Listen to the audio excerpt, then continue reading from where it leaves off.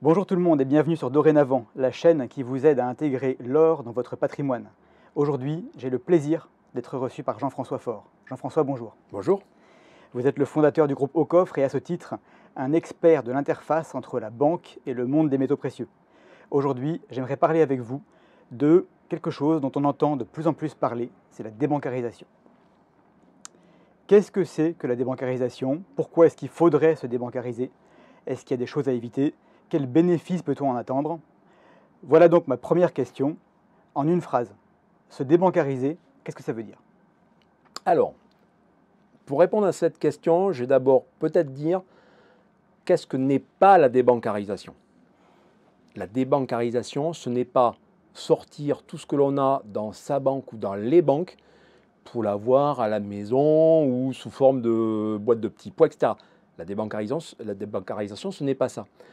La débancarisation, c'est avoir dans l'univers de la banque la quantité d'actifs suffisamment raisonnable pour que, en cas de choc bancaire ou monétaire et donc bancaire, on ne se retrouve pas à être au niveau de sa famille en forme de retour au Moyen-Âge. Et donc, je vais juste rappeler quelles peuvent être des bonnes pratiques sur ce que l'on doit avoir dans l'écosystème bancaire. Par exemple, un compte à vue. On ne s'est jamais vraiment posé la question, c'est qu'est-ce que je dois avoir sur mon compte courant? Sur un compte courant, idéalement, il ne faut pas avoir plus de 1 ou 2 salaires. Ensuite, il y a les comptes d'épargne, livret A, etc. Là, pareil, pas dépasser 3, 4, 5 salaires, grand maximum. Parce que si on dépasse ce genre de ratio, on rentre dans une logique où ça devient dangereux statistiquement d'avoir à la fois son capital et son épargne au même endroit. Il faut se souvenir de ce que disent tous les professionnels de l'investissement et de l'épargne. Ne mettez pas vos œufs dans le même panier. Mais des fois, ces mêmes personnes vont vous proposer d'avoir tel ou tel actif, mais si on gratte, c'est toujours derrière une banque, voire même des fois la même banque. C'est ça, ce n'est pas la diversification, c'est s'exposer au même risque. Donc la débancarisation, c'est se désexposer de ce risque majeur que beaucoup de Français ou n'importe qui dans le monde peut avoir, d'avoir mis tous ses œufs dans le même panier, et ce panier, c'est sa banque ou des banques. Risque qu'on a parfois tendance à sous-estimer, je pense, pour beaucoup de monde. Merci pour cette définition.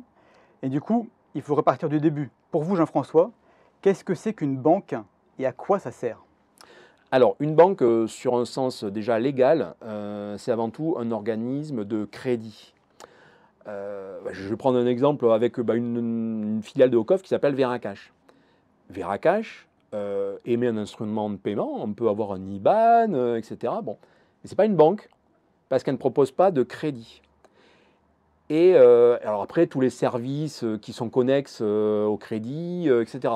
Mais il y a d'autres organismes que les banques qui proposent par exemple des outils d'épargne, des outils d'investissement. Ça n'en fait pas pour autant des banques. Non, le cœur vraiment central de la banque, c'est tout ce qui gravite autour du prêt et du crédit. Et ça gravite tellement autour du prêt et du crédit, c'est qu'aujourd'hui, la banque est devenue en fait, enfin quand je dis aujourd'hui, depuis maintenant quasiment une centaine d'années, le bras armé des banques centrales. C'est la courroie d'entraînement de la politique des banques centrales. Depuis qu'on est sorti de l'étalon or, aujourd'hui les banques sont nécessaires pour que nos monnaies existent. Si nos banques n'existent pas, les monnaies euros et dollars telles qu'elles existent aujourd'hui disparaîtraient instantanément, puisque ce sont des monnaies qui sont basées sur un modèle de dette. Alors, ce n'est pas au sens péjoratif du terme, hein, c'est leur modèle de fonctionnement. C'est-à-dire qu'un euro, il est créé quand une banque prête un euro. A contrario, on rembourse un euro, on rembourse un crédit auprès de sa banque, on avait emprunté 1 euro pour acheter une voiture, je ne sais pas, on le rembourse, et bien à ce moment-là, cet euro, il est détruit. Oui. Et donc, ça, c'est le modèle, mais vraiment fondamental, c'est que ces banques sont en fait aujourd'hui le bras armé des banques centrales pour que la monnaie que l'on utilise au quotidien à la fois existe et circule. Et circule parce que, et ça aussi c'est le rôle des banques, c'est tous les instruments de paiement qui sont associés aux banques, alors qui existent ailleurs que sur des organismes bancaires. Typiquement, voilà, Veracash, on a de l'instrument de paiement et pour autant on n'est pas une banque. Et on participe à ce système global. Mais on ne rentre pas dans la logique de prêt et de crédit parce que vous allez avoir des dépôts, donc les dépôts des clients des banques, qui vont être les sous-jacents des crédits. Alors, les dépôts font les crédits, souvent dit. En fait, l'inverse aussi. Les crédits font les dépôts, dans l'autre sens. Et en fait, c'est ça, c'est ce phénomène. Et si je voulais prendre en fait un exemple pour les joueurs de Monopoly, dans le jeu du Monopoly, la banque, c'est la banque centrale. Et nos banquiers, c'est ce joueur qui est désigné pour distribuer un petit peu les billets et s'assurer que les règles du jeu sont respectées. Et donc la banque et les règles du jeu du Monopoly, c'est la banque centrale. Et ce joueur qui est désigné pour que l'argent soit distribué quand quelqu'un est tombé sur la bonne case ou doit payer, je ne sais pas, tel truc, il collecte ou il donne. Et ben voilà, ça c'est un peu la banque. Mais ça veut dire aussi qu'il faut qu'il y ait quelque chose sur le tapis à distribuer. S'il n'y a pas assez de monnaie, on ne peut pas jouer. Et les banques commerciales créent cette monnaie et la mettent en circulation à la place de la Banque centrale. Elle la crée sous la tutelle et la volonté de la Banque centrale et elle crée la masse monétaire strictement nécessaire. S'il y a trop de masse monétaire, on a de l'inflation. Si on n'a pas assez de masse monétaire, on a de la déflation. En fait, ce qu'il faut, c'est quand une économie tourne, enfin, quand on souhaite qu'une économie tourne à un certain niveau, il faut qu'on ait la quantité de monnaie qui circule à la hauteur du besoin. Bien sûr. Et j'en reviens donc à mon fameux jeu de Monopoly. Si on veut pouvoir jouer et qu'on ait 10 joueurs, il n'y aura pas besoin de la même quantité de billets pour jouer que si on n'était que 2 joueurs. Eh bien, le système économique aujourd'hui, alors après certains vont dire, bah ouais, c'est un système de Monopoly. Mais peut-être, ouais. Ça c'est un autre sujet, mais en tout cas c'est exactement comme ça que ça fonctionne. La Banque centrale et les banques sont là pour mettre le niveau de masse monétaire nécessaire pour que l'économie tourne. Et ça, c'est un jeu assez subtil entre justement la politique monétaire et la quantité de crédit qui est en circulation. Et cette quantité de crédit va être plus ou moins régulée par les taux directeurs qui stimulent ou distimulent l'activité économique autour du crédit. Parce qu'on est sur un modèle stimulé par le crédit. Et donc, je fais une petite parenthèse, qui est finalement stimulé par la croissance. Voilà, donc ça veut dire au passage qu'on est dans un modèle, dans un monde fini, mais où on est encore sur un modèle de fonctionnement qui est basé sur un système où on pense qu'on est dans un contexte infini. Oui, puisque sans croissance... sans croissance, la monnaie s'effondre. Tout s'arrête, oui. Tout s'arrête. Enfin, ce système monétaire. On pouvait, par exemple, sur le modèle d'étalon or du 19e siècle, fonctionner sans croissance. Si on était dans un modèle où soit on revient à l'or, mais ça je ne souhaite pas que ça devienne de nouveau un étalon or, mais imaginons une crypto quelconque, par exemple je prends le cas du Salvador, s'il faisait circuler cette monnaie comme seule et unique monnaie, il devrait accepter d'être sur un modèle de croissance finie et peut-être que ce genre de pays qui ressemblerait dans 10 ou 20 ans à Cuba. Non pas que les gens de Cuba vivent peut-être si mal que ça, ils ont inventé plein de choses qui sont d'ailleurs sur un plan environnemental super, mais ils ont accepté par contre de continuer à rouler avec des voitures qu'ils avaient déjà dans les années 50. Et qui roulent encore. Et qui roulent encore parce que créativement, ils ont été obligés de trouver des solutions pour rouler avec des voitures, mais ils n'avaient pas le choix parce que rien ne leur permet d'être dans un modèle de croissance. Alors du fait des embargos qu'ils peuvent avoir, hein, c'est un autre sujet, mais voilà, une quantité non croissante de monnaie, à un moment donné, oblige à faire des arbitrages. Je ne dis pas qu'il ne faudrait pas les faire, ces arbitrages. Bien sûr. Et de manière contrainte ou forcée, à titre perso, je pense qu'on devra y arriver. Mais aujourd'hui, on a un modèle monétaire qui nous fait croire qu'on est dans un monde qui n'est pas celui dans lequel aujourd'hui on vit et dont on entend parler à la télé ou à la radio toutes les 5 minutes, qui nous rabâche à juste ou pas juste titre, je ne sais pas en fait, enfin si je sais, mais qui nous dit des choses. Et en parallèle, on a des injonctions contradictoires par le simple fait d'utiliser de l'euro ou de dollar qui nous laissent croire autre chose. C'est là où on a un problème. Le modèle monétaire actuel n'a pas de limite théorique, alors qu'on est dans un monde qui est fini. Par définition, on a une planète, elle est finie. On en voit aujourd'hui les limites, ne serait-ce qu'en prenant l'avion. On voit qu'on est dans un monde fini. Ça nous arrive même des fois de croiser des amis à l'étranger. qu'on n'avait pas vu depuis des années. Ça veut dire qu'on n'est pas dans un si grand monde que ça. Ce monde qui n'est pas si grand que ça, on nous ferait croire que avec une monnaie, par contre, on a 30 planètes. Moi, j'y crois moyen. Donc dans l'inconscient collectif, hein, la banque, c'est quoi? C'est le moyen de paiement. Il y a l'épargne, il y a le crédit. On pourrait aussi dire que la banque est un intermédiaire de confiance dans les transactions. C'est-à-dire que personne, quand il voit son compte en banque, ne va douter que quelque part, derrière, il pourra avoir l'argent s'il veut vraiment le retirer. Ça, c'est ce que tout le monde sait, ce que tout le monde imagine. On a vu déjà un point dans ce que les gens ignorent souvent, c'est que les banques commerciales, les banques que tout le monde connaît, sont les créateurs de plus de 90% de la monnaie qu'on utilise. Est-ce qu'il y a d'autres choses que la plupart des gens ignorent sur leur banque du coin de la rue? Alors, ce que les gens oublient, mais au fond d'eux, ils le savent, mais ils ne veulent pas se le dire tous les jours parce que ça leur fait peur. Quand on dépose des euros dans sa banque, par contrat, et on a signé un contrat quand on ouvre son compte dans sa banque, cet argent n'est plus le vôtre. On devient créancier de sa banque. Et quand on devient créancier, alors d'une entreprise, parce que sur le coup, une banque est une entreprise, ça veut dire que quelque part, si un jour cette banque est en défaut, qui sont généralement ceux qui perdent en premier? Ce sont généralement les créanciers.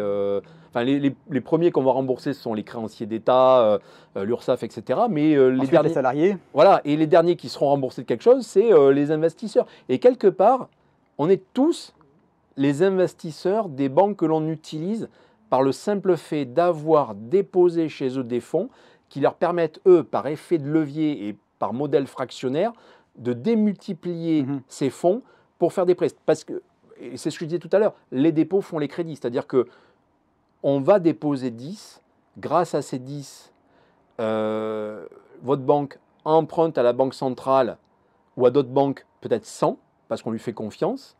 Et grâce à ces 100, elle va faire quelque chose qui va lui rapporter 10 cette année, 10 l'année prochaine. Et donc, quel son modèle? C'est que grâce aux 10 qu'on lui a déposés, tous les ans, elle va gagner peut-être 10. Voilà. Ça, c'est en théorie, c'est comme ça que ça marche. C'est un peu la méthode Coué collective. J'ai une question là, parce que je ne suis pas sûr d'avoir bien compris. La banque reçoit 10 en dépôt. Ces 10, elle va utiliser une première fois du levier pour emprunter 100 à la banque centrale. Et ensuite, une fois qu'elle a 100, là, elle commence à créer de la monnaie. Oui, bien sûr. Parce qu'à ce moment-là, en fait, elle emprunte le droit d'émettre. C'est-à-dire que alors, il y a des cas où effectivement la banque centrale prête, mais il y a aussi des cas où tout simplement, enfin la plupart du temps, c'est que la banque a le droit à ce moment-là de rajouter dans ses comptes des lignes de crédit qui correspondent à de l'argent qu'elle n'a pas, mais par design et par loi, oui, qu'elle le crée parce que c'est une ligne de compte qu'elle rajoute, mais elle a le droit de le faire parce qu'elle est sur un modèle qui est autorisé, parce qu'elle est censée avoir les fonds propres, parce qu'elle est censée avoir l'antériorité, parce qu'elle est censée avoir tout le modèle de management qui va avec ça. Elle a le droit d'être sur un modèle de réserve fractionnaire. C'est-à-dire qu'elle a le droit de prêter 100 quand elle n'a physiquement reçu que 10, mais la Banque centrale et les autres banques sont d'accord sur le principe parce que tout le monde sait que tout le monde ne va pas revenir vers cette banque au même moment. Et donc ça c'est des choses qui ont été découvertes par les premiers banquiers au XVIe siècle. Sauf qu'à l'époque, ils l'ont découvert un peu au détriment de ceux qui leur avaient prêté de l'or. Et puis certains, quand on est revenu les voir, tout le monde est revenu en même temps. L'or, il n'y en avait plus assez. Et c'est comme ça que les premières banques aussi ont fait faillite. Et donc pour concrétiser un petit peu tout ça, et vous m'arrêtez si je dis une bêtise, quand on va voir son conseiller à la banque pour avoir un crédit pour sa maison, le conseiller, il y a le bilan de la banque, avec l'actif à gauche, le passif à droite. Le conseiller, finalement, ce qu'il fait, c'est qu'il rajoute une ligne en bas avec au passif une dette de la banque envers le client de 100 000 euros qui est versée sur le compte du client pour acheter la maison. Et à l'actif, il y a une créance. C'est ça. Et du coup, pour la banque, à part la taille du bilan, rien n'a changé. Ah non. Le bilan a juste grossi de 100 000 euros. C'est ça. Et tant qu'on reste dans les règles fixées par la BCE, tout le monde est content. Ces 100 000 euros, ils sont donnés de l'acheteur au vendeur de la maison. Le vendeur de la maison récupère l'argent, il va acheter son pain, l'argent circule. Exactement. Et comme ça, 90% de l'argent qu'on utilise, il vient du crédit immobilier de votre voisin. Exactement. C'est notre modèle monétaire d'aujourd'hui. Et c'est là qu'on voit qu'il peut y avoir quelque chose quand même qui coince, parce que ce modèle qui fait tourner notre système monétaire, si pour X raison il se grippe, Oui. un phénomène exogène, hein, c'est ce qui se passe pendant les guerres ou des phénomènes, je sais pas, un phénomène climatique catastrophique qui envoie tout le monde au tapis, etc.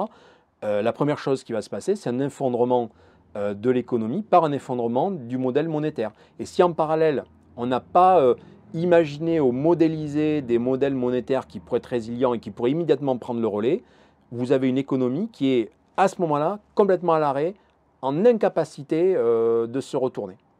C'est là que l'or va intervenir, j'imagine, mais je voulais le garder pour la fin. Autre chose, peut-être pertinent ou pas, je ne sais pas, que les gens ignorent beaucoup au sujet de leur banque, c'est le niveau d'interconnexion, d'interdépendance entre différentes banques. Une banque qui peut être bien gérée peut malgré tout être mise en difficulté ou au tapis parce que celle d'à côté aura été déstabilisée. Comment ça se passe? Quelle est la mécanique qui est à l'œuvre? Comment ça se fait que les banques soient aussi dépendantes les unes des autres? Déjà, aujourd'hui, les banques qui tiennent la route et qui sont un peu grosses et solides ne sont pas si nombreuses que ça. Par exemple, à l'échelle de l'Europe et même à plus forte raison à l'échelle de la France, le nombre de banques est relativement limité. Donc, les interconnexions, qui sont absolument nécessaires, parce qu'une banque ne peut pas vivre en autarcie, elles sont nécessairement avec un nombre limité d'acteurs. Il y a très peu d'acteurs. Il y a très peu d'acteurs. Ce qui fait que s'il y en a un qui fait défaut, par effet domino, et c'est un peu la problématique des banques systémiques, par effet domino, bam, ça entraîne le reste. Et c'est ça le problème avec nos banques, c'est que la veille de la faillite d'une banque, potentiellement votre banque, elle se portait bien. Et ça, c'est le truc qu'il faut retenir, c'est que la veille de la faillite d'une banque, elle se portait bien. Alors, à plus forte raison quand elle ne se portait pas bien, où là, les choses, on les voit venir, etc. C'est ce qui s'est passé avec Crédit Suisse. Crédit Suisse traînait des casseroles depuis des années. Et là, il a suffi, par effet papillon, qu'il y ait une petite banque obscure américaine, qui d'ailleurs, la veille, se portait bien. Dont les clients, tous ensemble, ont voulu retirer. Voilà, évidemment. Boum. L'effet domino a créé ce qu'on a évoqué tout à l'heure. La banque était bien la veille. Juste que, peut-être par rapport à ces arbitrages, il y avait des choses qui avaient peut-être mal été anticipées, où ils pensaient peut-être que par magie, des choses ne se produiraient pas. Bon, sauf que quand on a un changement, une évolution des taux d'intérêt, il y a peut-être une renégociation imaginée de ce qu'on avait payé avant. Bon, ça, c'est notre sujet. En tout état de cause, ils se retrouvent du jour au lendemain étouffés. Ils disparaissent. Et là, c'était impossible de faire autrement. Par effet domino, il y avait une banque qui était un peu malade sur le territoire européen. Bam, quand la marée est basse, ceux qui n'avaient pas de maillot, on les voit. Alors, sur la nécessité pour une banque d'avoir d'autres banques à côté d'elle, la façon dont je vois les choses, moi, c'est que quand le client d'une banque dépense une grosse quantité d'argent et que le receveur il est dans une autre banque, eh ben, la banque du premier client, elle doit donner de la monnaie centrale à la banque du deuxième.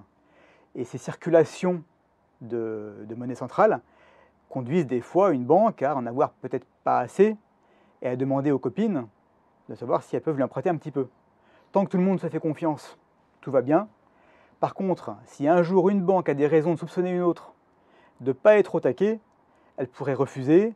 Et c'est là qu'on commence à gripper un petit peu le système. Est-ce que c'est bien décrit? Oui, c'est exactement bien décrit et ça se traduit d'une manière finalement assez démocratique. C'est que la banque que l'on considère pas ultra saine, elle va se retrouver à quand même pouvoir emprunter de l'argent aux autres parce que ça emprunte de l'argent.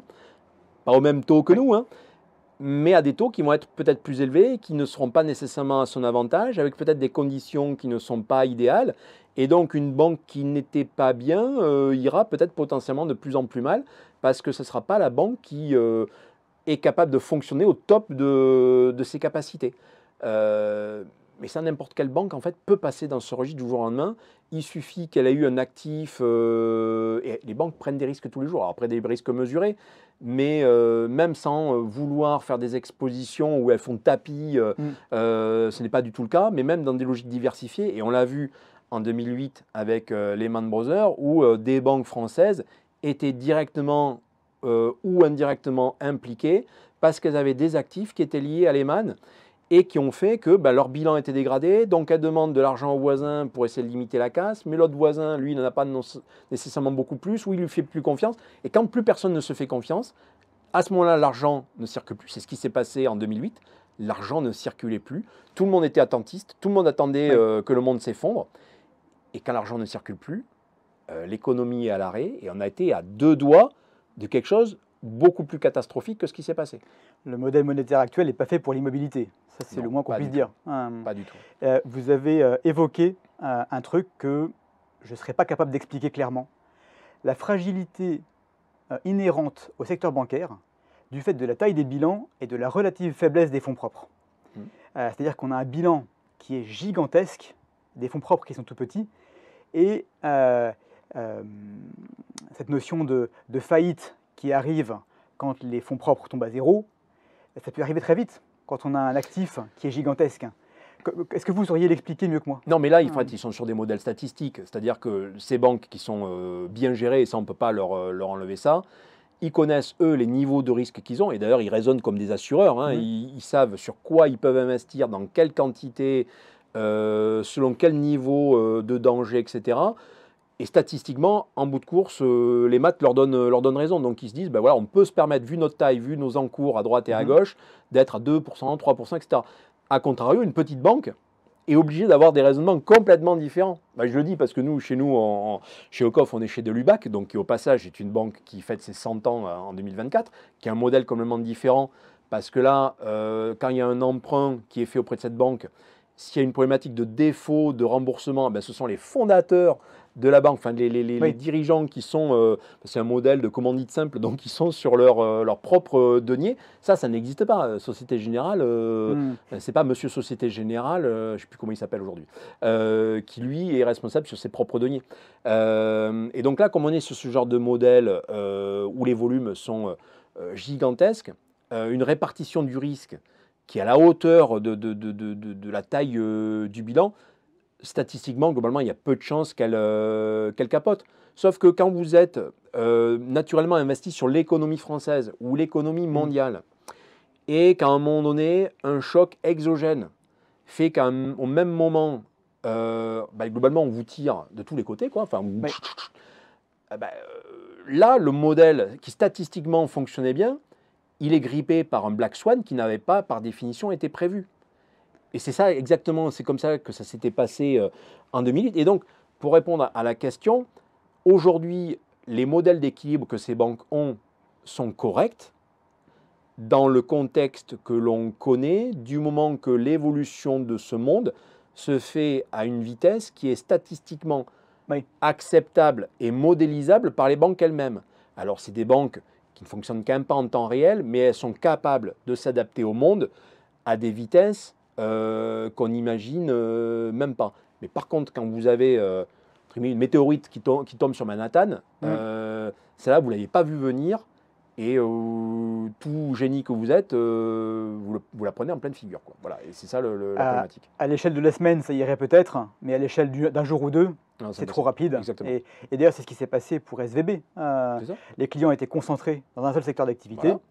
Voilà. Le jour où ils ont tous décidé de partir, ça pose un problème. Voilà, exactement. Là, mais c'est un peu comme les incendies. Enfin, moi, je dis ça parce qu'on est en Gironde, donc les incendies, on connaît bien. La forêt des Landes a brûlé parce qu'elle n'était plantée que de pins. Donc, quand vous avez un réservoir d'essence sur pattes et qu'à côté, c'est le même et que vous en avez comme ça 100 000, s'il y en a un qui brûle, ils brûlent tous. Quand vous êtes sur un modèle de forêt un petit peu équilibré avec des essences différentes, il y a un système un peu de protection qui fait qu'on arrive à éteindre. Les banques, l'économie, c'est exactement pareil. Quand on est tous câblés de la même manière, quand il y a une crise, ça se déploie d'une manière beaucoup plus rapide. C'est pour ça que ça peut être intéressant que nos contrées qui avaient voulu se désindustrialiser, après le Covid, se dire ce serait pas mal de réindustrialiser. Au-delà de la notion de souveraineté et de solidité, etc., je dirais même que par solidité économique, pour éviter d'être perdant quand tel secteur, tel pan d'activité s'effondre, qu'on en ait encore un qui soit encore un petit peu solide. C'est bon pour nous, c'est bon pour nos banques, et en fait, c'est bon pour la solidité globale.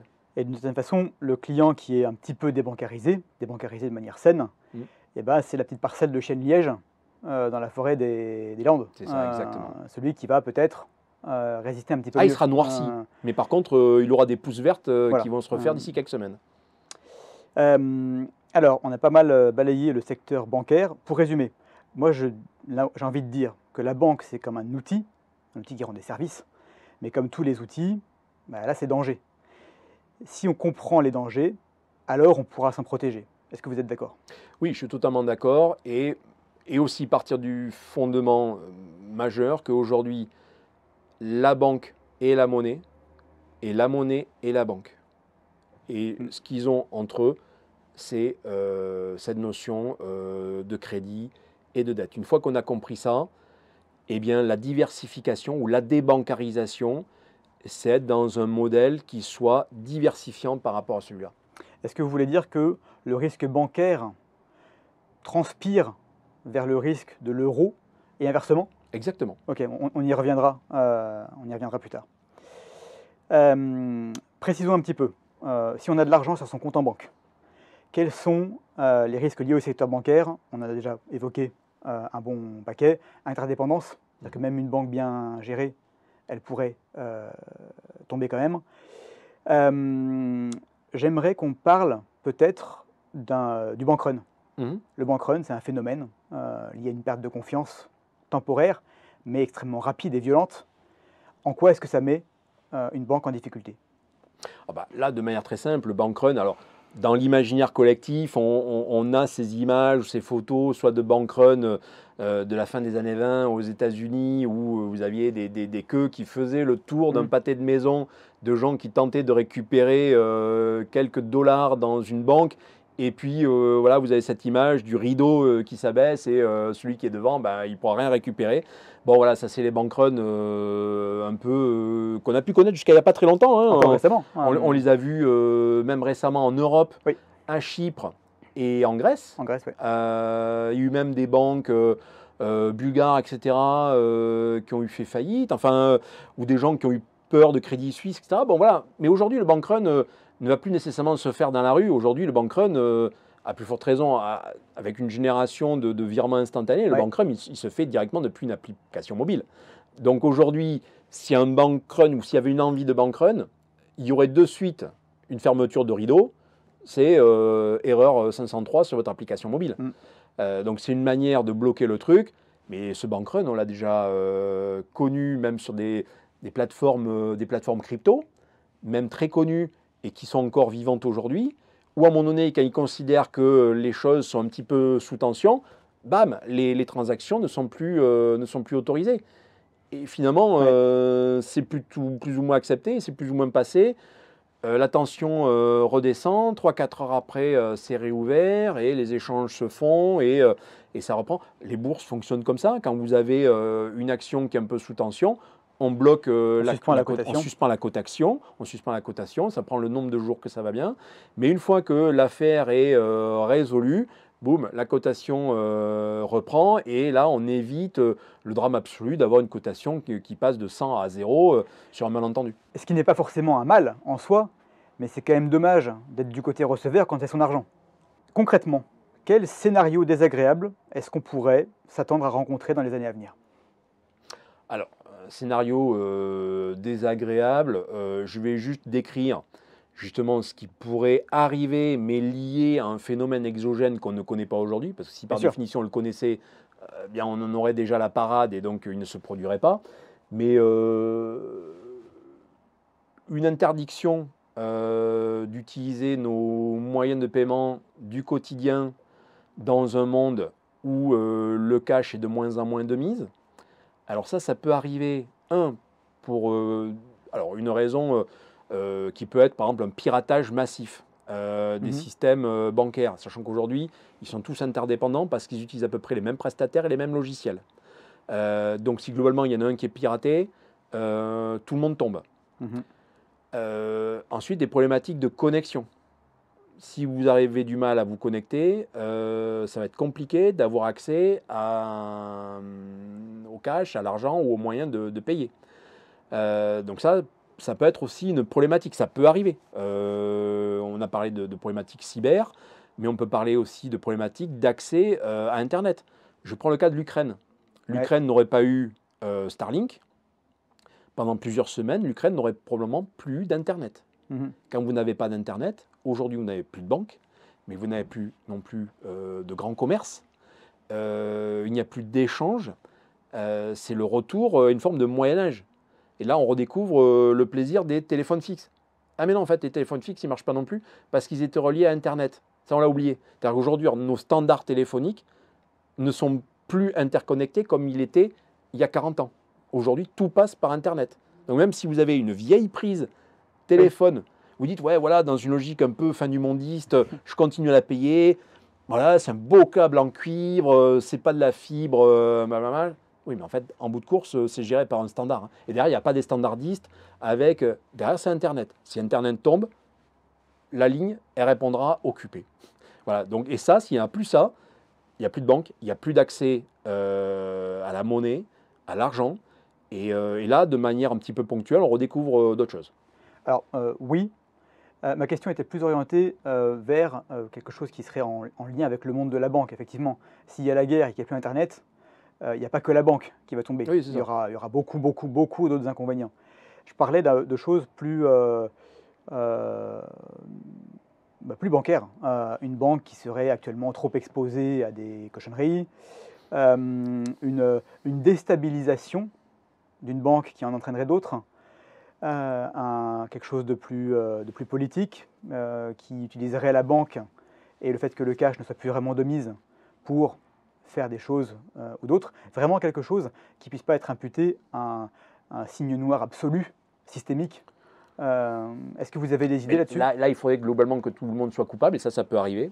Quand je dis tout le monde soit coupable, c'est-à-dire que tout le monde est complice de ça. Imaginez, vous avez un pays majeur qui devient une forme de dictature.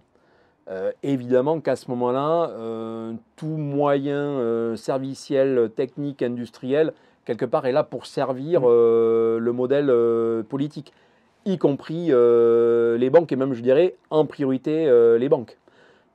Donc ça veut dire qu'à ce moment-là, vous devenez, par le biais de votre banque, encore plus sous la tutelle d'un gars qui est au-dessus ou une nana que vous n'avez pas élu ou voulu. Ça peut être un sujet qui est possible. En France, peut-être pas demain, mais on sait, vous et moi, qu'il y a des pays majeurs qui peuvent se retrouver peut-être demain avec des personnes qui ne sont pas nécessairement attendues dans cette posture-là. Parce que quand vous êtes sur un pays qui se considère en danger, eh bien vous allez avoir un homme providentiel qui devient à ce moment-là le garant de la liberté. Mais ça peut être très rapide. Parce que la banque, en fait, sauf ce qu'on décrivait tout à l'heure, c'est-à-dire que vous en avez une qui saute, à plus forte raison nous en France ou en Europe, s'il y en a une qui claque parce que vraiment elle avait faussé son bilan, parce qu'aujourd'hui ils sont quand même connus, quoi. Mais imaginons, elle avait faussé son bilan, elle était surexposée à quelque chose, ils avaient fait tapis sur, je sais pas, l'immobilier chinois, et ça se découvre, donc elle tombe, elle fait tomber sur le coup les autres. Ça, moi, j'y crois pas trop. J'y crois pas trop parce qu'aujourd'hui, c'est quand même assez lisible sur nos banques. On voit à peu près comment elles fonctionnent. Voilà. Ce risque qui a pu par le passé, qui était en 2008 notamment, c'était n'importe quoi. Là, ça c'est quand même un petit peu assez mais ils ont des contraintes, sinon ils sont hors la loi. C'est-à-dire qu'une banque qui ne ferait pas ce qu'on lui demande aujourd'hui sur des garanties qu'elle n'apportait pas du tout avant 2008 et qu'elle a commencé à apporter vers 2011-2012, aujourd'hui, c'est quasiment plus possible en Europe. Alors, ça n'empêche pas d'être exposé à des banques ou à du shadow banking international, d'institutions que nous, on ne connaît même pas. Enfin, quand je dis nous, monsieur tout le monde. Mais elles ne sont pas 100% exposées là-dessus. Ce sont des risques qu'elles prennent parce que dans l'évocation statistique dont je parlais tout à l'heure, elles sont quand même sur des modèles où elles veulent de la rentabilité. Cette rentabilité, elles ne vont pas aller la chercher avec le livret A de monsieur tout le monde. Donc nécessairement qu'il y a des prises de risques, mais c'est des prises de risques qui sont mesurées. Quand on est en volume. Ben oui. Moi, de toute manière, à titre perso, si on me demandait mon avis, moi je séparais, comme ça a été le cas à une époque, les banques de dépôt, enfin les banques de détail, etc. Je séparais des banques d'investissement. Ok, ça nous coûterait quelque part plus cher, c'est-à-dire qu'il faudrait qu'on accepte que quelque part nos banques nous font payer le service. Mais moi, ça ne me dérange pas de payer ma liberté. A contrario, quand c'est gratuit, je considère que c'est plutôt moi le produit. Et aujourd'hui, on est sur un modèle, alors, en plus, c'est ça le pire, où ouais, globalement, à l'instant où on se parle, on est à peu près rémunéré pour nos dépôts, si on se débrouille un petit peu bien.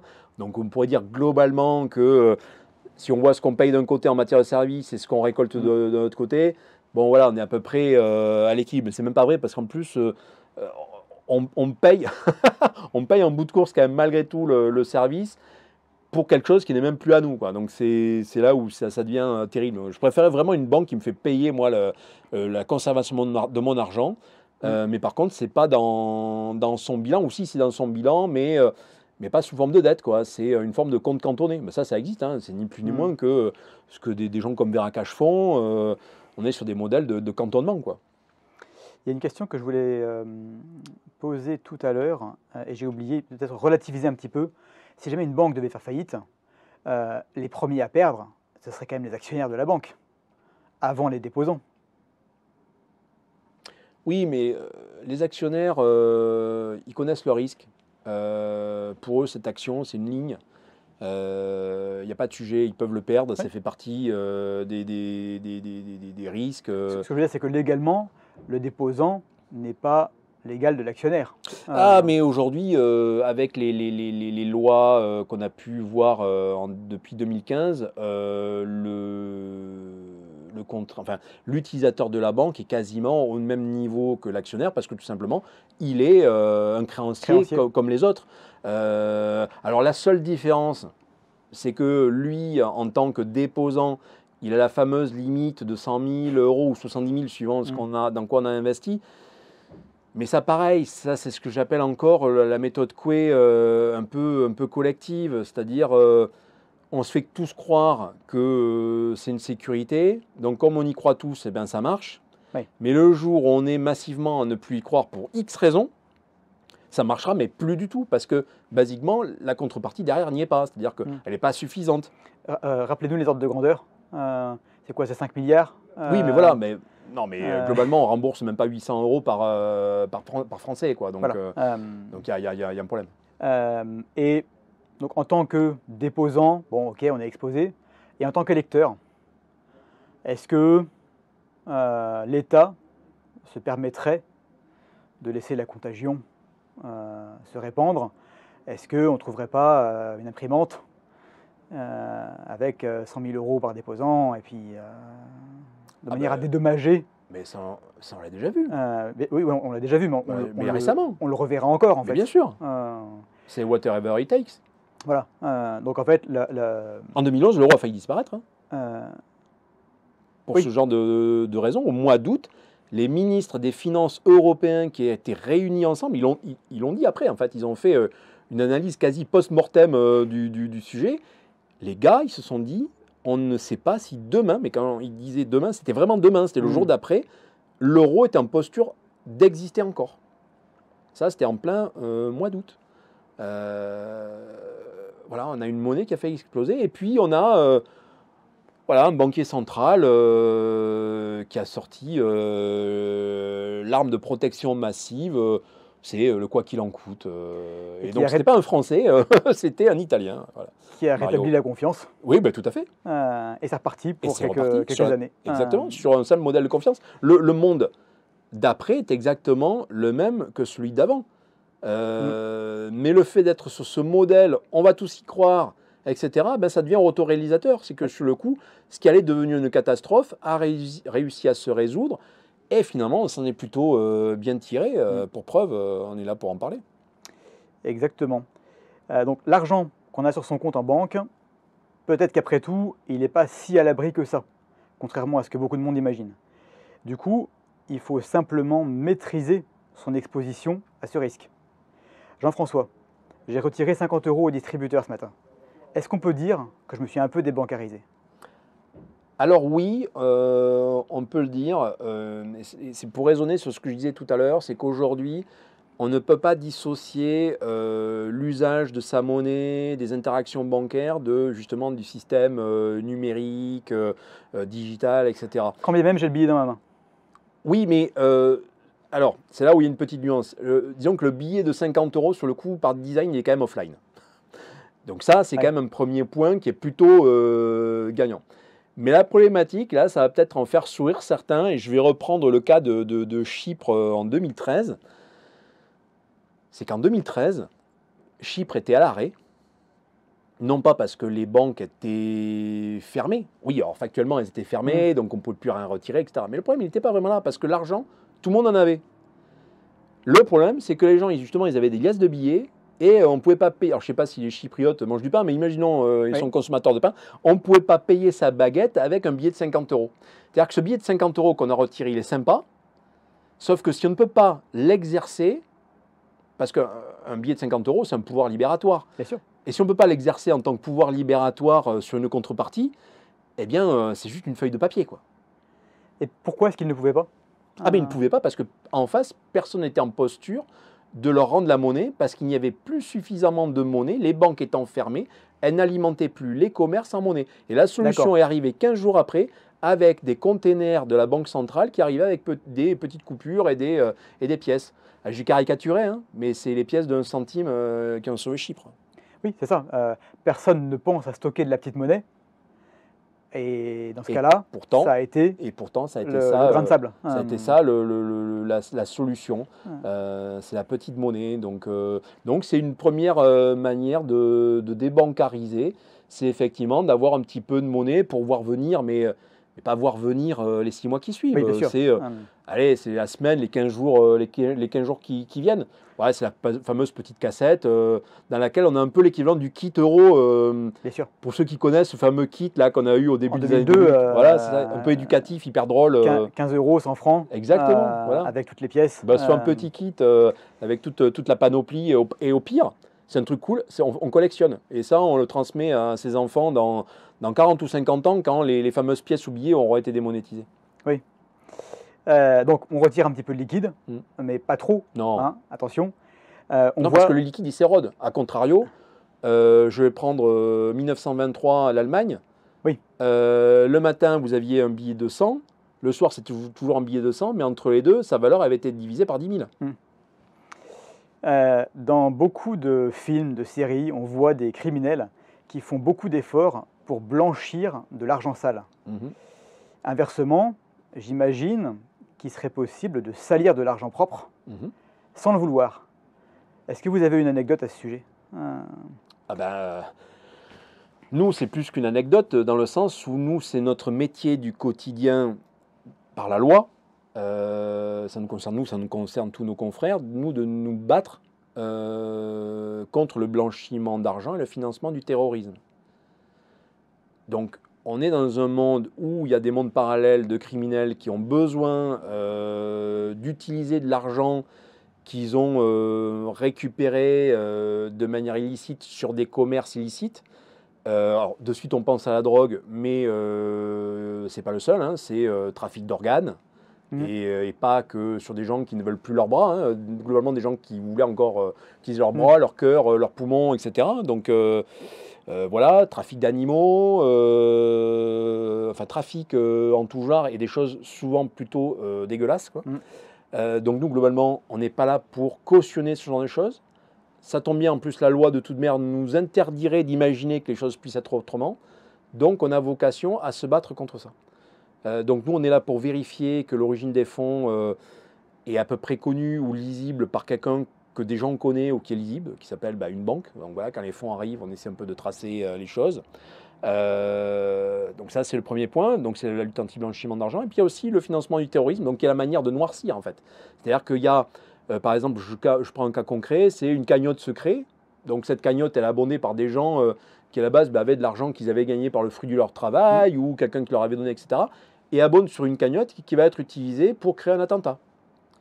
Ça, c'est du noircissement, quoi. Ça va être du financement du terrorisme. Et donc, des acteurs comme nous, on est là pour éviter ce genre de choses.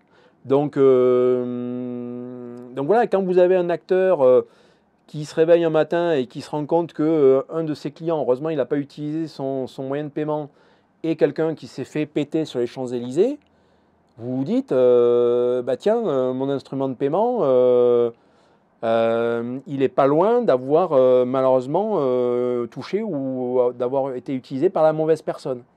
Et donc des gens comme nous, on doit se prémunir de ça. Alors c'est dommage parce que des fois ça va contraindre la plupart du temps les honnêtes clients ou les honnêtes gens.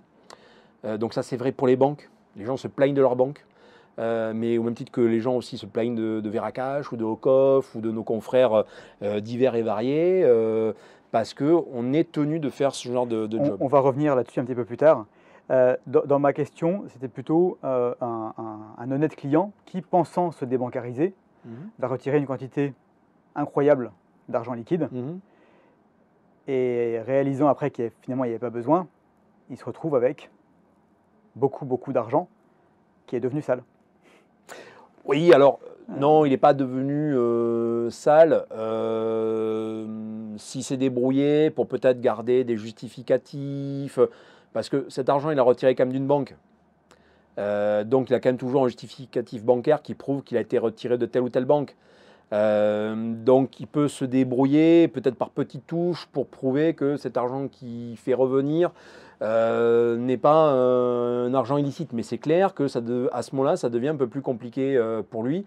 La raison pour laquelle il ne faut pas faire de retrait massif de liquide. Et comme j'ai expliqué tout à l'heure, avoir massivement du liquide à la maison, c'est s'exposer à quelque chose qui est pas qu'une théorie, mais qui est une réalité, c'est la perte de valeur. Parce que, à contrario, ce qui reste à la banque, on peut se débrouiller quand même pour le faire travailler un petit peu. Un petit peu, oui. Ce qu'on a à la maison ne travaille pas. Du tout, aucune chance. Ça ne travaille pas. Par design, donc en moyenne, ça va perdre 2% par an. Ça, c'est acté, c'est gravé dans le marbre. Christine nous le dit tous les jours. Mais pire, on risque sur un malentendu de se retrouver avec des moyens de paiement qui sont démonétisés. Oui. Imaginez le gars qui est parti en vacances pendant je ne sais pas combien d'années, il avait laissé ses francs enterrés dans sa maison, il revient, on est en euros. Et puis les francs, pour X raisons, ça fait déjà 5 ans qu'ils ne sont plus acceptés, même par la Banque de France.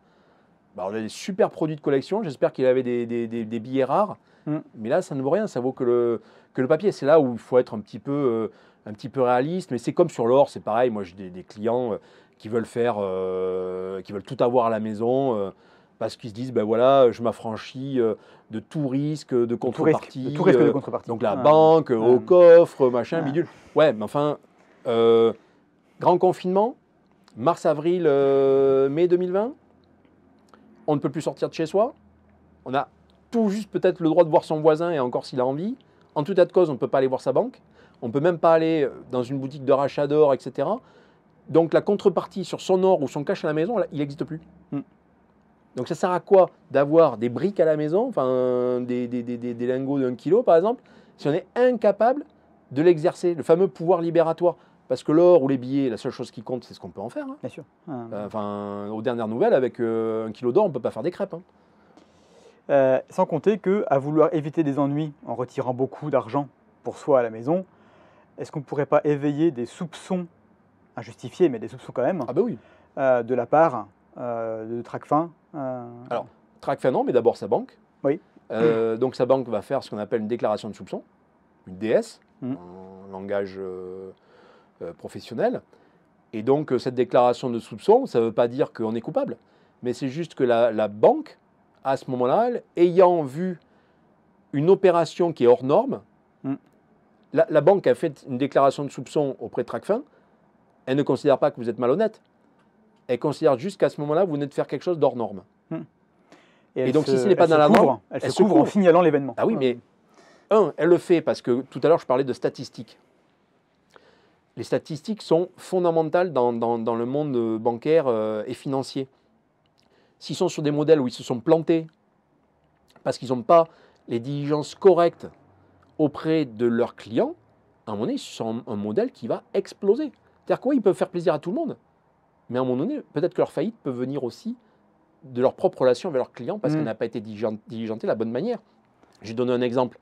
La Banque Postale s'est pris une amende de 50 millions d'euros il y a quelques années parce qu'ils n'ont pas fait le travail nécessaire sur la lutte anti-blanchiment d'argent. À un niveau conseil d'administration. C'est-à-dire qu'il y a le terrain qui remontait des informations. Ah oui. Informations non entendues. Balayées sous le tapis. Ben, hop, boum.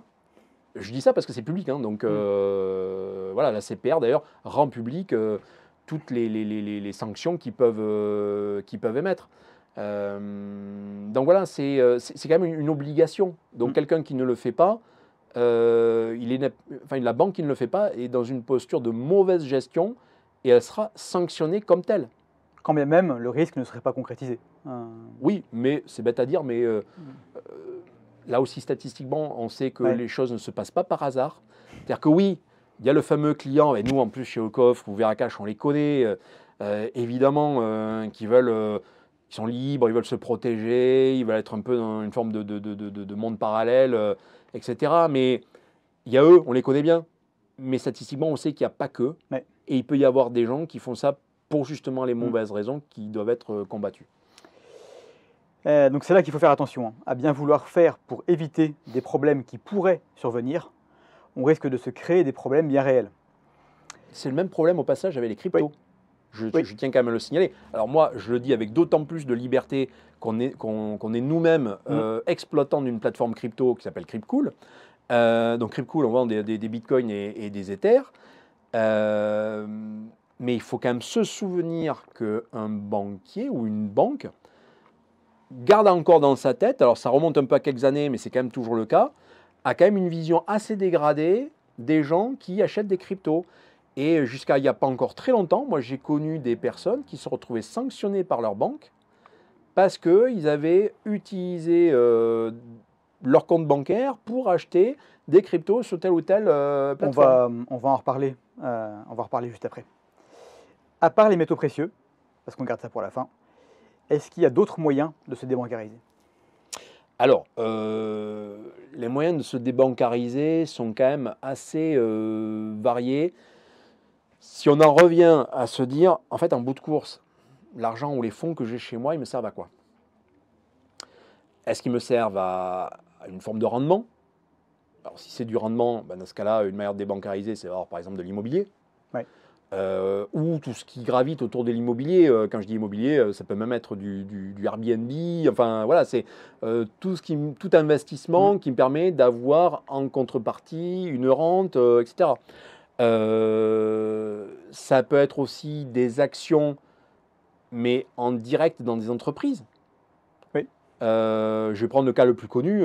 Quand vous êtes actionnaire chez Air Liquide, pareil, là aussi, c'est toujours cette formule de rendement. Vous touchez potentiellement, il y a un coupon qui s'étage tous les ans. Vous touchez un petit quelque chose, vous êtes content, voilà, vous participez à l'aventure Air Liquide. C'est très bien. Bon, tant que vous passez par autre chose qu'un intermédiaire bancaire pour opérer cela, effectivement, vous êtes en débancarisation. Bon, sauf qu'on aime bien le côté pratique des banques ou de ces outils un peu de trading sympa, etc., qui sont sur le coup directement ou indirectement des banques et qui vous facilitent la vie.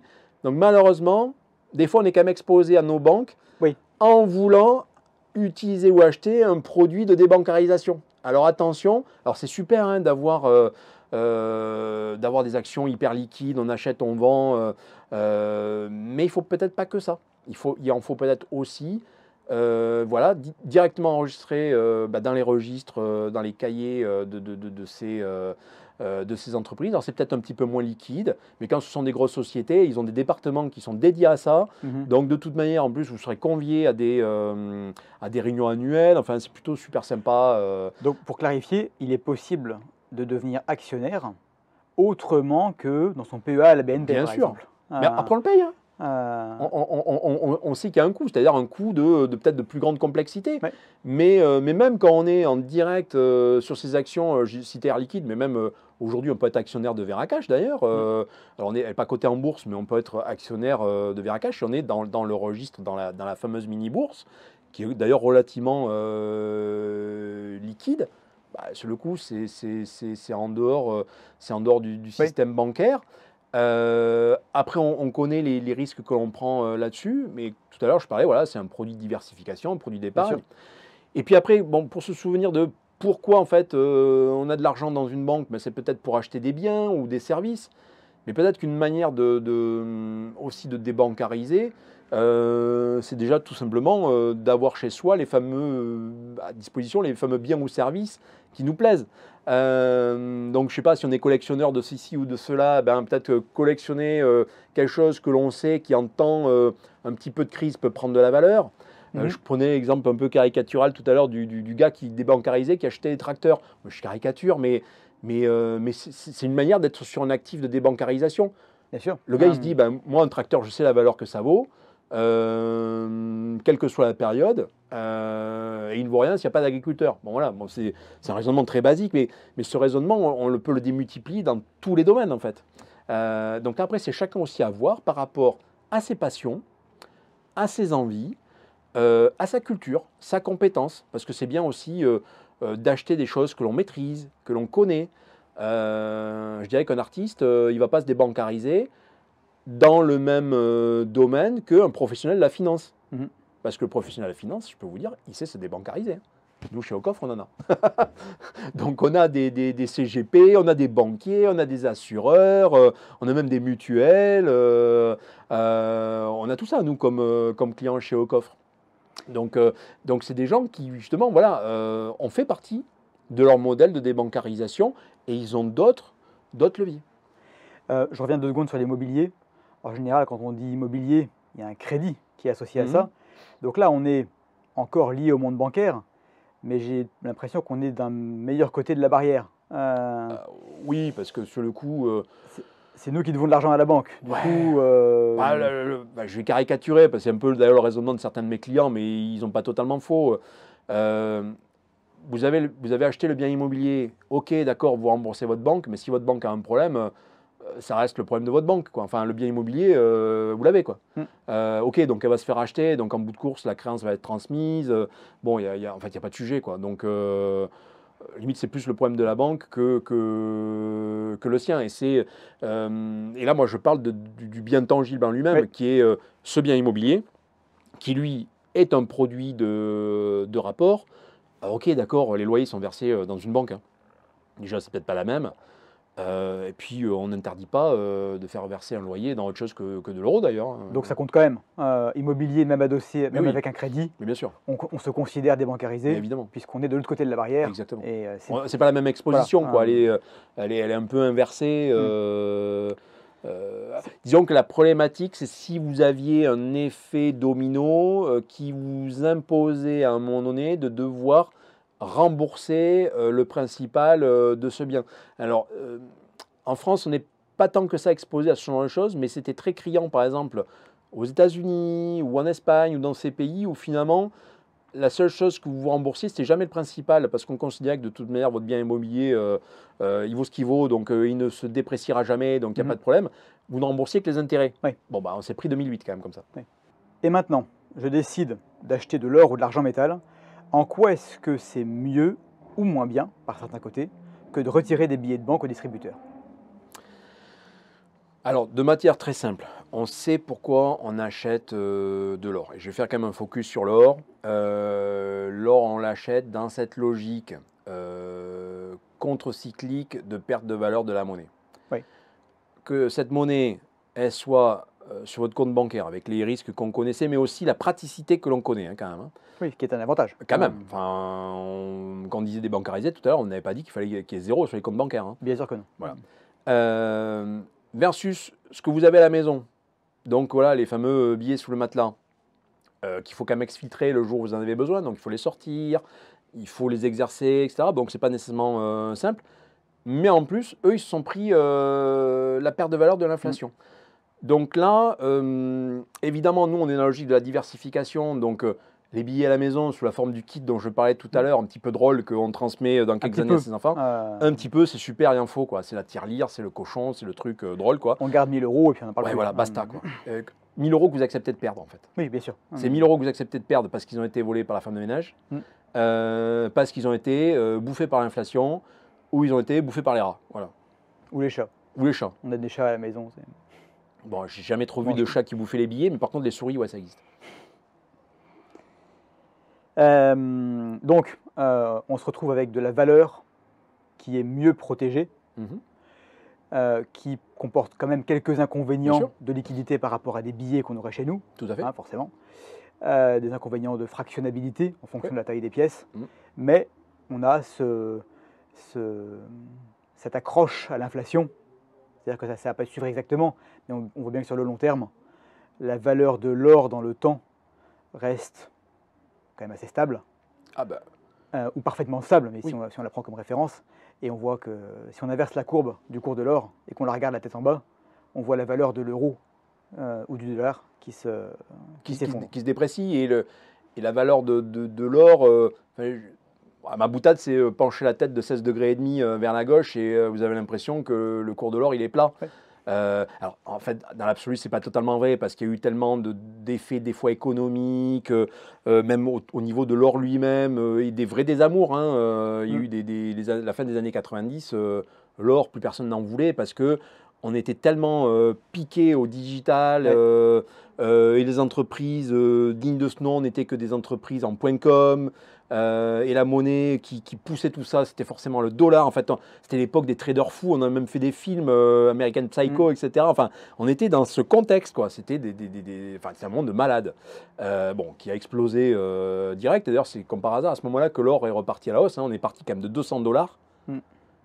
au niveau où on est aujourd'hui. Alors qu'on était dans les années 80, au début des années 80, sur une forme de record qui n'a toujours pas d'ailleurs été atteint. Quand on était à 850 dollars l'once, c'est l'équivalent de 3200 dollars d'aujourd'hui, quoi. D'accord. Donc le record, on l'a toujours pas. Actuellement, en dollars, on est à Là, 2400, 2300, Oui, 2400, ça ah. dépend des jours, mais voilà, ce qui est quand même une belle valeur, mais on n'est pas encore remis de l'inflation, on n'y est quand même pas toujours. Voilà, donc, en dollars constants, ouais, on n'y est pas. non, exactement. Bon, après, moi, voilà, la deuxième aussi que je prends, c'est de comparer par rapport à des biens d'usage. Oui. Et là, c'est vrai que globalement, l'or, alors évidemment, oui, il y a des fluctuations, mais voilà, on achète un vélo aujourd'hui, il y a 100 ans, une voiture aujourd'hui, il y a quasiment 100 ans, ou même il y a 100 ans. Mm. La fameuse vache, il y a 5000 ans, c'est toujours pareil. Une maison. Ouais, une maison, enfin, voilà, tous les biens qui ne sont pas, qu'on ne quantifierait pas par un intermédiaire monétaire. Mhm. Si on fait transcription directe avec l'or, bah, c'est assez drôle, ça n'a pas tant bougé que ça. Et c'est très logique en fait. Mm. C'est très logique parce que l'or, son sous-jacent, c'est la réconciliation entre le mineur, donc qui lui a besoin de... Enfin, ça lui coûte hein, d'extraire C'est le travail. C'est le travail, donc il y a son travail. Comme il accepte d'être payé pour un travail manuel, mais le gars qui a monté la mine, lui, il peut faire d'autres business aussi, hein. Il n'est pas contraint forcé. Moi, les gars, je les connais, ils m'ont dit en Colombie... moi, le jour où la mine ne me rapporte pas assez, je mets un cadenas dessus, je vais faire du Airbnb dans la vallée, hein. Mm. C'est comme ça qui fonctionne.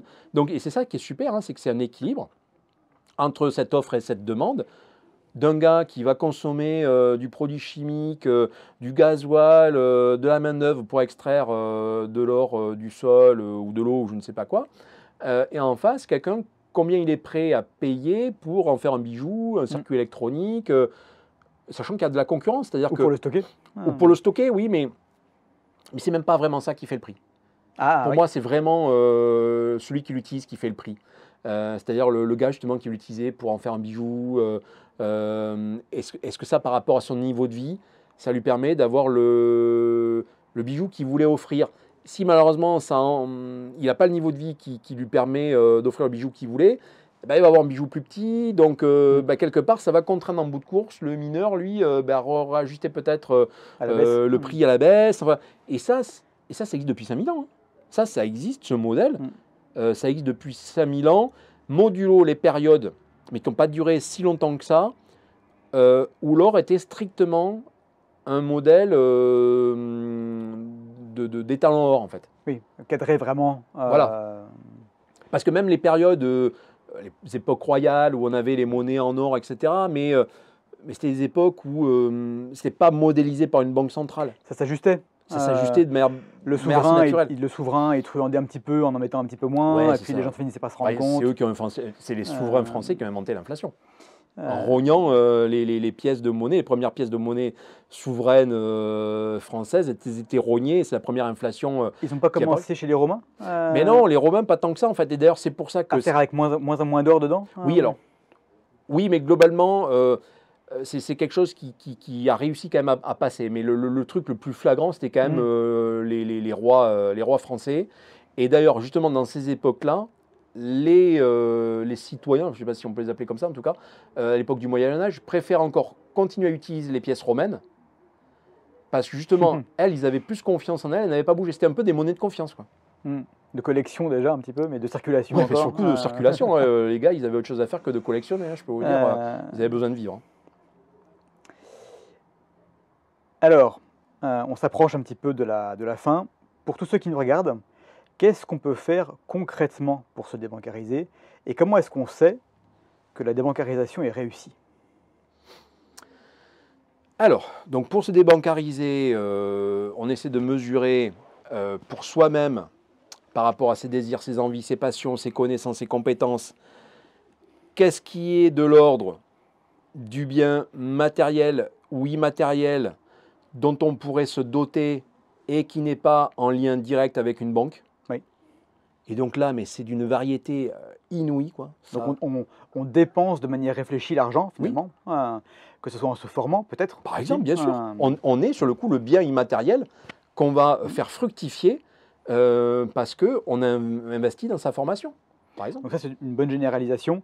Et on sait qu'on a réussi quand quoi? Quand on est content? Alors, on sait qu'on a réussi, déjà effectivement quand on est heureux, quand sa famille elle a un problème, on est capable de passer le cap de ce problème sans empêcher une suite harmonieuse de cette même famille.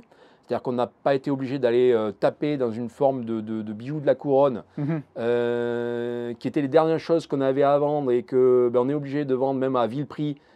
Et là, on n'avait pas le choix. On n'est pas allé trop loin, on a gardé suffisamment d'argent normal, entre guillemets. C'est ça, exactement. Enfin, d'argent ou de valeur, hein, quelle qu'elle soit. Oui, D'ailleurs, peut-être que la première chose qu'on va liquider, c'est peut-être justement la monnaie. Oui. Parce que la mauvaise monnaie chasse la bonne. Hein. Donc la bonne, on la garde et la mauvaise, on la liquide. Donc peut-être la première chose qu'on va liquider, c'est avant tout nos euros. Et puis les choses à condition d'en avoir, bien sûr, suffisamment. C'est ce que j'évoquais tout à l'heure, hein, le fameux 1 ou 2 salaires sur le compte à vue, 3, 4, 5 salaires sur le compte de dépôt. Bon, il y en a qui rajoutent l'assurance vie, pourquoi pas, un petit peu, mais pas de manière disproportionnée. Pouvoir se dénouer d'un appartement ou d'un bien quelconque, ou voilà, tout ça. Il y en a qui vont vers l'art, il y en a même qui achètent des sardines, tout est possible. Hein. Les biens forestiers, c'est sympa, mais ça c'est plutôt les trucs qu'on transmet parce que il y a des choses chouettes, hein. Les GFI par exemple, c'est vraiment super sympa, mais comme c'est pas ultra non plus liquide, ça fait partie de ces choses qu'on garde un petit peu de niche. De niche. Mais moi, je vais donner un exemple mais qui permet comme ça d'ouvrir les horizons de toute personne qui a des envies, des passions. Le gars qui est par exemple passionné de photographie, donc il connaît par cœur tel ou tel appareil photo, machin, etc. Il sait qu'il y a des micro-marchés parce qu'il y a tel truc qui est demandé à telle période par tel type de professionnel. Mais on sait que sur certains modèles, on les achète à un instant donné, de manière assez mécanique tant que c'est un petit peu à la mode. Pendant les 5 ou 10 prochaines années, ça prend de la valeur qui est à l'inverse de la perte de valeur de nos monnaies. Ça existe dans un domaine moi, que je connais un peu par cœur. Mais ça existe dans tous les domaines. Je sais pas, on a vu les cartes Pokémon, mais c'est infini, quoi, la quantité de choses. Des voitures aussi, qui prennent de la valeur. C'est pour ça qu'il faut mélanger aussi envie, passion familiale, projets familiaux. Pareil, tout à l'heure on parlait de l'immobilier, mais justement quelqu'un qui fait des travaux, il fait lui-même ses travaux. Mais faire soi-même ses travaux dans sa maison ou son appartement, etc., c'est certainement un des meilleurs investissements aujourd'hui qu'on fasse parce que vous avez transformé votre compétence manuelle et votre force physique ou celle de votre famille pour quelque chose qui donne de la valeur à votre bien immobilier. Ça aussi, on ne le dit pas, mais c'est une débancarisation. Et on vient de transformer en fait quelque chose qui était sur son compte bancaire en faisant un achat chez Leroy Merlin ou Castorama qui se transcrit par une prise de valeur intrinsèque de son bien immobilier. Qu'on les fasse soi-même ou pas. Oui, qu'on les fasse soi-même ou pas. Même si on les fait faire, bien sûr. On transforme quand même de la monnaie fiduciaire Oui, en une augmentation de valeur coulée dans les murs. oui, tout à fait. Non, mais c'est beaucoup plus flagrant quand on le fait soi-même. Ah, bien sûr. C'est beaucoup plus flagrant parce que le retour sur investissement, Oui. je ne vais pas dire qu'il est immédiat, mais ça divise Bien par sûr. 3 le délai de retour sur investissement. Donc là, la matière est beaucoup plus palpable et ça vous permet en plus, au passage, si vous avez fait une mauvaise donne sur le moment où vous avez acheté le fameux bien immobilier, Oui. où vous êtes un petit peu planté, ben, c'est une manière de vous rattraper sur le plantage que vous avez eu sur le momentum et la qualité du bien que vous avez acheté. On corrige le tir un petit On peu. corrige le tir, ouais, parce que là aussi, on n'est pas non plus à l'abri de faire des grosses bêtises, hein. D'où l'importance d'ailleurs de se diversifier. Au même titre qu'on n'est pas à l'abri d'acheter de l'or au mauvais moment et parce qu'on avait fait tapis, on n'avait plus assez d'argent ensuite pour en acheter plus tard de la bonne manière, c'est-à-dire de manière régulière, on en achète en 2011. Oui. Là, c'est C'est ballot, quoi. Oui. Il faut attendre 2019 pour retrouver un cours qui permet d'être de nouveau, entre guillemets, potentiellement positif si on voulait vendre. Alors après, le jugement d'ailleurs de l'acheteur d'or, il n'est même pas là-dessus, puisque l'or, il ne vend pas. Oui, bien sûr. Sauf qu'il utilise Veracash, mais là, c'est autre chose, c'est une monnaie. Donc là, il a une modélisation qui est celui plutôt d'usage d'une devise, qu'il utilise en continu, c'est-à-dire il en achète, il en dépense, comme on achèterait, on dépenserait une devise, un peu comme un frontalier. Donc là, ça c'est un modèle de pensée qui est un modèle dynamique, mais qui est différent de la personne qui fait la thésaurisation, c'est ce qui se passe sur au coffre, où globalement, enfin moi je vois avec mes clients, et grand bien leur en fait, en fait, leur épargne par les pieds devant avec eux en fait. Ça se termine par des successions, et nous on en a mais pléthore toutes les semaines, de clients voilà, qui ont vécu leur vie, elle est allée jusqu'au bout, et là on gère la suite avec la famille, mais c'est l'accomplissement suprême et positif, parce que là c'est une belle surprise pour la famille, et on leur transmet un actif qui n'a pas perdu de valeur depuis les 20 ou 30 dernières années, enfin dans notre cas depuis les 15 dernières années, puisqu'on existe depuis 2009, et qui potentiellement peut encore prendre de la valeur, parce qu'on est sur le modèle monétaire dont on parlait tout à l'heure. Je peux vous dire que les familles, la plupart du temps, ils ne prennent pas le cash. Ils reprennent des comptes chez eux au coffre et ils se dispatchent les pièces. Alors on est obligé de les vendre quand malheureusement elles ne sont pas sécables. Mais quand, je sais pas, il y a 5 enfants et il y a 5 verres à valeur, ben boum, chacun s'en prend une. Et ils continuent d'acheter un petit peu d'or tous les mois parce qu'ils ont vu que ça avait plutôt bien profité à leurs parents. J'ai une dernière question, un peu plus philosophique. J'ai l'impression qu'il y a une défiance croissante des clients vis-à-vis des banques, mais aussi à l'inverse, un paternalisme, une ingérence parfois surprenante des banques dans les affaires de leurs clients. Je pense notamment aux virements vers et depuis les plateformes de crypto-monnaie. Je crois pouvoir dire sans me tromper qu'au coffre a été touché aussi Oui, ça nous à une arrive, bien époque. sûr. Qu'est-ce que vous pouvez dire là-dessus? Eh bien là, on rentre dans le droit d'immixtion des banques. Alors, un droit qui existe, que les banques ont? oui, alors qu'elles se prennent. Voilà. Qu'elles se prennent par mesure de grande prudence. Et des fois de trop grande prudence. Mais malheureusement, les utilisateurs aussi donnent le bâton pour se faire battre. C'est-à-dire qu'on serait dans un monde, oui, on est libre, mais par contre, on est tous des grands garçons et grandes filles, et on assume nos erreurs, et on ne vient pas pleurer dans les jupes de maman la banque quand les choses sont mal passées. Eh bien, la banque ne nous imposerait pas, à contrario, des contrôles sur des choses que l'on considère comme étant notre vie privée. Parce que, en fait, le truc, c'est que, et nous, les premiers, ça nous est arrivé, d'avoir des clients qui se plaignent de leur banque parce que tel virement n'a pas été immédiatement opéré de leur banque, de leur compte vers chez nous. La banque a envoyé un courrier en disant, ben voilà, vous avez fait un virement vers une société qui vend de l'or, on tenait à vous mettre en garde contre les risques de ceci, cela. Les risques de ceci, cela, ils existent, hein. Donc à l'occasion, c'est pas mal de le rappeler. Bon, juste bloquer le truc, c'est un peu brutal. Le client, il dit, ben non, je confirme, j'y vais, on y va. Bon, globalement, avec Ocoff, c'est comme ça que ça se passe. Dans certaines banques, sur certains types d'actifs, ok, vous le faites. Par contre, comme on a 60 jours ou 90 jours pour couper la relation, partez du principe que dans quelques jours, vous allez recevoir un courrier recommandé qui met fin à la relation. Ça, on l'a vu. C'est allé jusque-là. C'est allé jusque-là. Nous, on a des cas de clients qui nous ont parlé d'expériences, notamment dans le domaine crypto, vers des plateformes, alors des fois qui étaient un petit peu, Je dirais que le pays juste d'à côté, c'était Mars après, hein. Mais qui se sont fait donc clôturer les comptes parce que pour la banque, ils rentraient dans un modèle qui était dangereux. Et ce que la banque ne voulait pas, parce que c'est ce qui se passe souvent, c'est qu'après, le client vienne en pleurant, en disant « Ah ouais, mais là, la plateforme FTX, elle a fait faillite, et donc si vous pouvez me rembourser. » Enfin, moi, chez Veracash, quand ce genre de truc arrive, parce que là, nous, on considère que nos clients sont adultes, hein, je leur dis « Mais t'es allé chez FTX, mais t'as fait ton choix. Donc nous, on ne t'empêche pas de faire ce qu'on veut contrairement à ta banque. Par contre, viens pas pleurer quand tu t'es planté. Parce que nous, on n'est pas là pour régler ton problème. » Aujourd'hui, les banques sont très protectrices sur les mots de passe, les usurpations de cartes par exemple, les usages frauduleux de cartes. On est vachement protégés, en fait. Hein. On est vachement protégés. Mais cette surprotection, qui est de notre faute, hein, quand même, ils nous la font payer. Ils nous la font payer par des freins, des interdictions, sur des choses qui sont de l'ordre de notre liberté. Et moi, je le vois, on a une population qui est en plus un peu... c'est des 50 ans et plus, donc bon, ils sont comme moi, quoi. On a un peu une certaine envie de la liberté. Et moi, mon envie de la liberté, j'en connais le prix. C'est-à-dire que si un jour, je reçois un SMS où on me met « I love you » et en dessous, il y a un message, et je clique dessus comme un demeuré, parce qu'en fait, c'est comme ça que je le considère, mais c'est entièrement ma faute, quoi. Et que derrière, on me vole mes codes d'accès, Veracash ou ma banque, etc.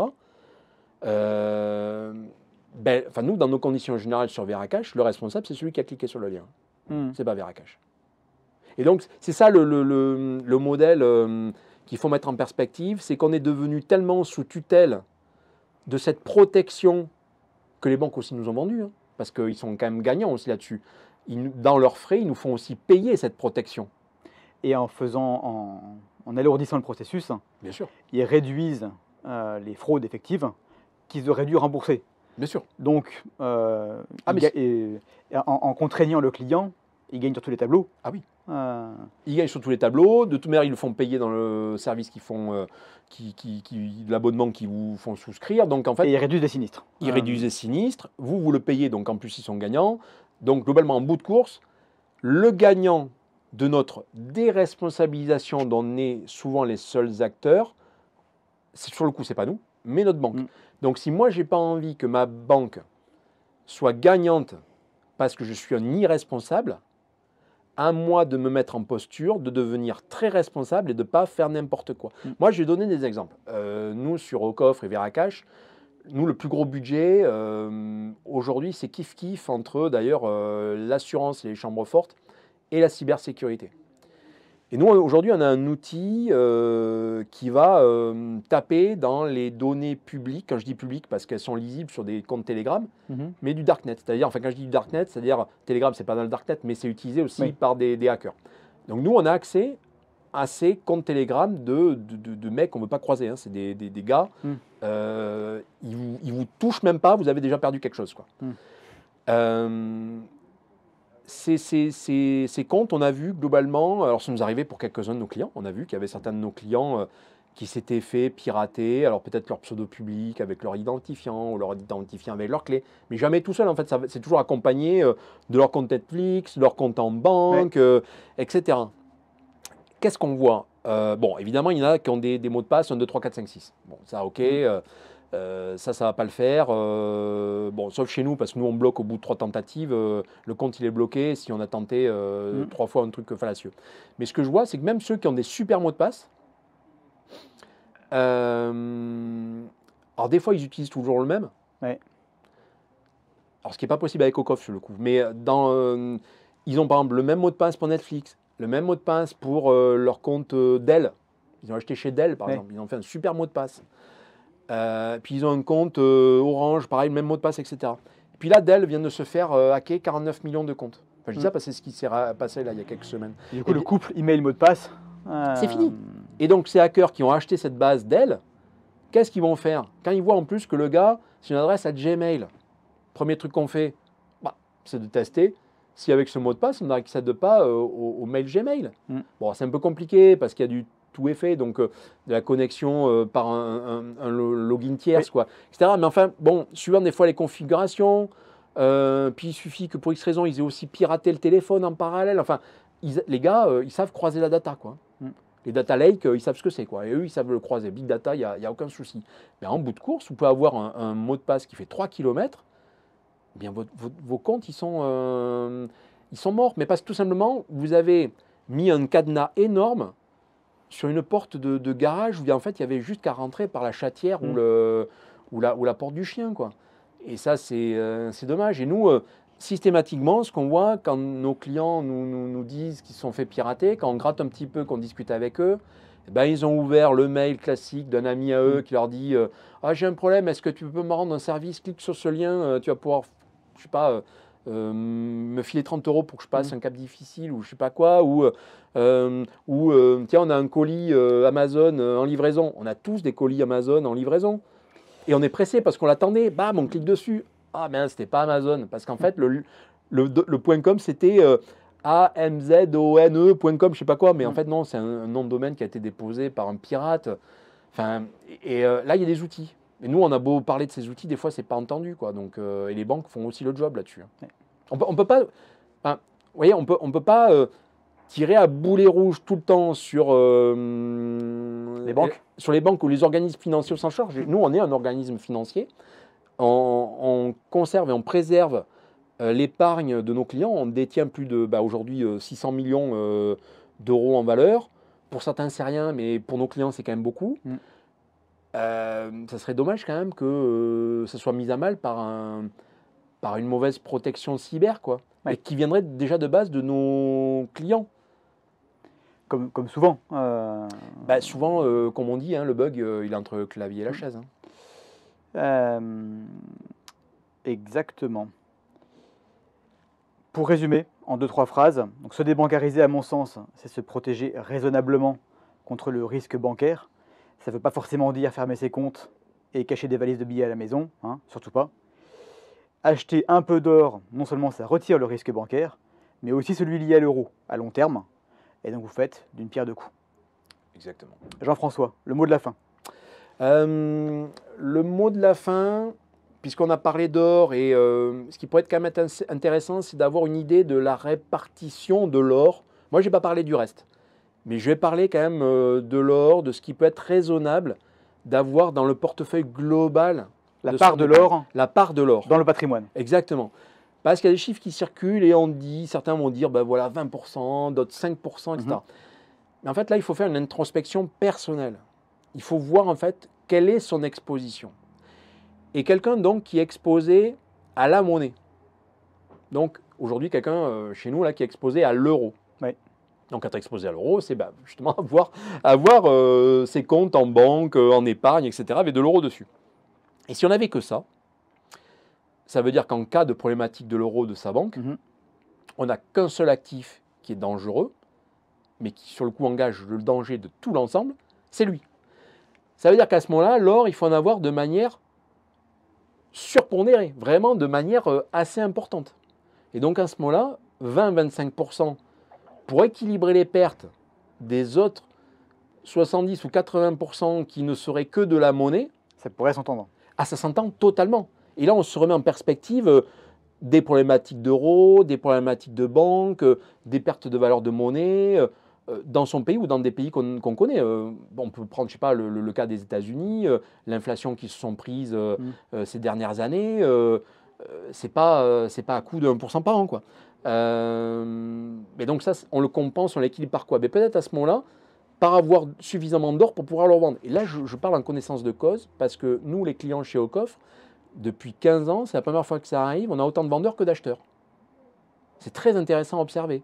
Ça veut dire que là, on est sur des gens qui ont été tellement agressés par une perte de pouvoir d'achat du fait de l'inflation, ou passent, eux, directement ou indirectement, des membres de leur famille. Alors, je prends par exemple le cas d'enfants qui aujourd'hui ne peuvent pas acheter leur premier bien immobilier à l'âge où leurs parents l'avaient fait. Et donc, les parents vendent l'or. Vendent de l'or, oui, pour faire le fameux apport de 30, 40 000 ou 70 000 euros pour que le banquier soit content et qu'il puisse acheter l'appartement dont il rêvait. Voilà. Et bon, je laisse à la marge ceux qui, eux, vendent de leur or, mais dans une logique un peu d'opportunité. parce qu'il y a des bons coups à faire aujourd'hui sur l'immobilier, parce qu'il est baissier dans certaines villes. Et d'ailleurs, les premiers nous disent, mais vous inquiétez pas, hein, l'or, j'y reviens dans 6 mois ou dans 1 an, le temps de me refaire. Voilà, mais je referme la parenthèse là-dessus. Ça, ce sont les gens qui, pour moi, doivent être entre 20 et 30% sur de l'or, s'ils n'avaient pas appréhendé autre chose que de l'or, pour se prémunir des effets néfastes que peut subir leur monnaie par tout événement exogène qu'on peut connaître. Ou juste la marche des affaires courantes. Oui, mais non, mais les affaires courantes, c'est déjà ne serait-ce que l'inflation par design que nos banquiers centraux en Europe nous imposent. Voilà, le fameux 2% idéal, on n'y est pas aujourd'hui, mais enfin en tout cas, c'est ce qu'ils veulent. Déjà, rien que ce 2%... C'est la garantie qu'on ne sera jamais en dessous, presque. Ouais, mais donc voilà, ça veut dire que par design, on a quand même une monnaie qui se déprécie. Voilà. Et à l'autre côté du spectre, on a ces gens qui ont une surface financière alors qui leur permet, c'est-à-dire à la fois vaste et diversifiée. Oui. Donc évidemment, ils ont de l'euro, mais ils ont des actions, des obligations, ils ont de l'IMO, ils ont de la crypto, bah, ils ont tout ça, quoi. Mais ça peut même commencer sur des épargnes qui ne comptent pas même pas en millions. Ça peut commencer sur une épargne diversifiée. Quelqu'un qui a 200 000 euros d'épargne, il peut déjà avoir une studette qui loue quelque part, qui est même peut-être d'ailleurs la sienne. Et puis il a mis un peu, il s'est encanaillé, il a acheté du Nvidia, il a aussi un peu de crypto, etc. Bon, en fait, là, sur le cas un peu extrême où on a super diversifié, en fait, on se dit que l'or, vu qu'on n'aurait peut-être aucun actif qui dépasse les 25 ou 30%, ils vont peut-être pas être tous malades en même temps. Donc ça veut dire que cet or, lui, il va être là en position d'équilibrage, de dénouement de ligne positive, sur l'euro ou sur l'immobilier en cas de déflation, mais pas les deux en même temps. On ne va pas avoir déflation et inflation en même temps. Enfin, si, mais bon, c'est quand même un peu particulier. Les cryptos, ça là depuis 2018, ça on le voit systématiquement, on est sur des cycles inverses. Et moi je le sais, je le vois dans nos clients, alors sur une activité de stablecoin, je ne sais pas si on peut employer le terme, enfin bref, on va le dire quand même, de stablecoin or qu'on exploite depuis une filiale anglaise.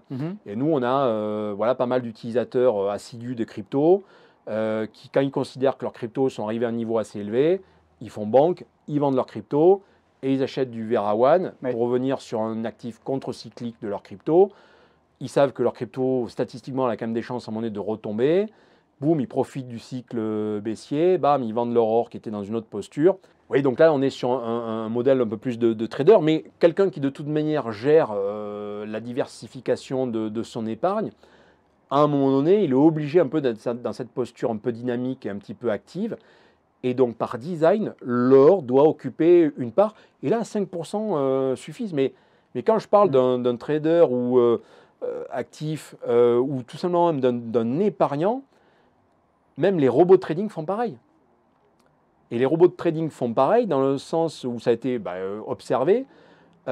Typiquement, pendant le grand confinement, on se souvient d'un crack boursier d'environ 30-40% qui s'est passé de mémoire vers fin mars, début avril, où étrangement d'ailleurs le cours de l'or pendant une semaine, 15 jours a aussi baissé. Oui. En fait, il a baissé parce qu'à ce moment-là, massivement, tout le monde couvrait ses pertes. Mais tout le monde couvrait ses pertes. Et donc, ceux qui avaient été justement en position très positive depuis 2019 sur l'or, à ce moment-là, ils ont pris leurs gains.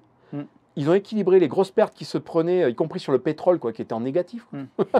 Voilà, les appels de marge où on ne pouvait pas leur livrer le pétrole au 50e étage de leur immeuble new-yorkais. Eh bien, l'or leur a servi à dénouer des lignes qui étaient peut-être autrement non dénouables. Et là, ils allaient devoir prendre leurs pertes, parce que souvent en face de ces traders, il y a quand même des clients, et des clients qui attendent des rendements.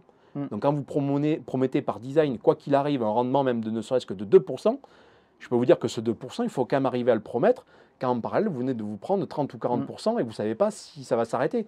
Et c'est compliqué d'arrêter un couteau qui tombe. Donc il faut prendre un gant, quoi. Merci Jean-François Faure pour toutes ces informations. Allez voir en description pour en savoir davantage. Je vous mettrai les liens vers d'autres vidéos qui pourraient vous intéresser.